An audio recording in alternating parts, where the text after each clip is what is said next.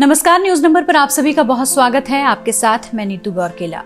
7 साल बाद एक बार फिर इजराइल और फिलिस्तीन एक दूसरे के आमने सामने हैं। लगातार हो रहे हवाई हमलों और गोलाबारी के बीच एक बार फिर दोनों के बीच युद्ध जैसे हालात बन गए हैं।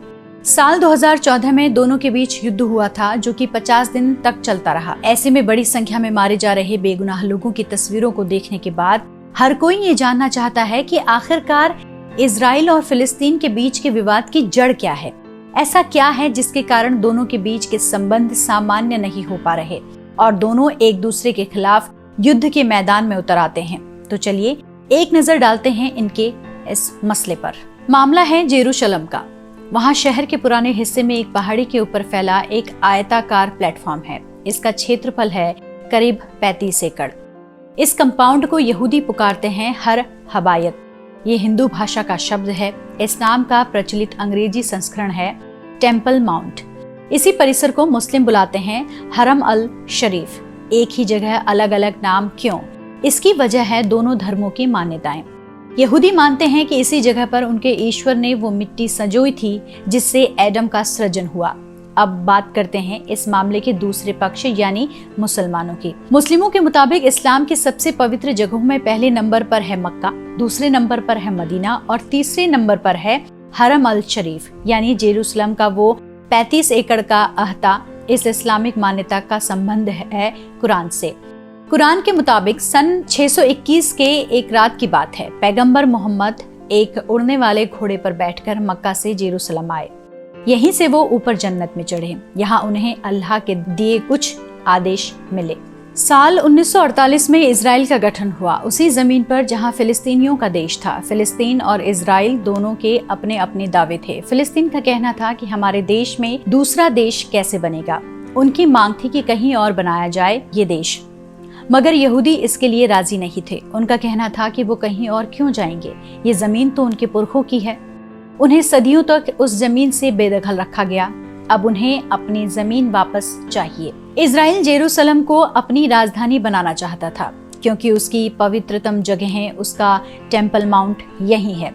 मगर जेरूसलम और इसके साथ टेम्पल माउंट पर अधिकार मिलना इतनी साधारण बात नहीं थी। यहूदियों की ही तरह दुनिया भर के मुसलमानों की भी आस्था जुड़ी थी इससे। मुसलमान पहले ही इजराइल के गठन का विरोध कर रहे थे। ऐसे में जेरूसलम और टेम्पल माउंट का कंट्रोल अगर इजराइल को मिल जाता तो भयंकर खून खराबा हो सकता था।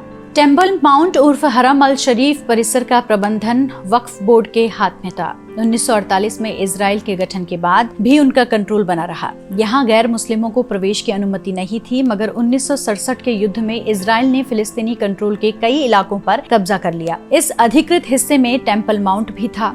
इजराइल ने इस इलाके को जीत तो लिया, लेकिन उसने पवित्र परिसर के कंट्रोल में बदलाव नहीं किया। उस समय इजराइल के रक्षा मंत्री थे मोशे डायन।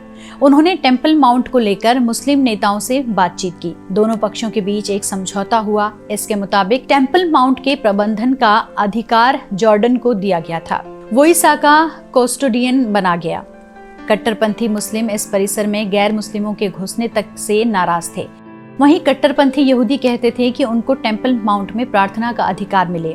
जब यहूदी परिसर के पास वेस्टर्न वॉल के पास प्रार्थना करते तो कई बार परिसर के भीतर से मुस्लिम उन पर पत्थर फेंकते थे। इसके चलते यहूदियों में भी टेम्पल माउंट पर अपना दावा मजबूत करने की जिद बढ़ती गई और ये विवाद आगे और बढ़ता गया। 1967 के युद्ध में इजराइल ने ईस्ट जेरूसलम पर कब्जा कर लिया।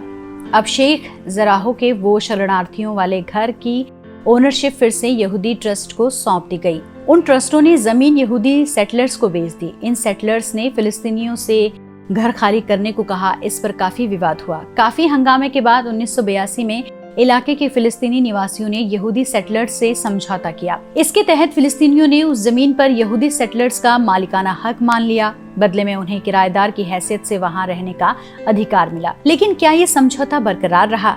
नहीं। आगे चलकर फिलिस्तीनियों ने कहा कि उनके साथ चालाकी हुई है, इसलिए वो ये समझौता नहीं मानेंगे। इसी विवाद से जुड़ा एक प्रकरण मौजूदा तनाव की जड़ है। ये मामला जुड़ा है शेख जराह में रह रहे 6 फिलिस्तीनी परिवारों से। यहूदी सेटलर्स पुराने समझौते का हवाला देकर उनका घर खाली करवाना चाहते थे और यहीं से ये विवाद शुरू हुआ और आगे बढ़ा। इस हालिया संघर्ष ने फिलिस्तीन और इजराइल के आपसी तनाव को और बढ़ा दिया। तनाव इजराइल से दूर बाकी देशों में भी दिखा। इंटरनेट पर भी लोग बंट गए। कोई इजराइल के सपोर्ट में हैशटैग चला रहा था, कोई फिलिस्तीन की तरफ से अपील कर रहा है। मगर कुल मिलाकर देखिए तो इस प्रकरण में सिवाय निराशा के और कुछ नहीं। पिछले 10 वर्षों में दोनों पक्षों के बीच शांति वार्ता ठप है। फिलिस्तीनी लीडरशिप बटी हुई है। तो इस तरह से ये जो पूरा विवाद है, ये अब कब खत्म होगा ये कहना मुश्किल है। आज के लिए बस इतना ही। आप देखते रहिए newsnumber.com।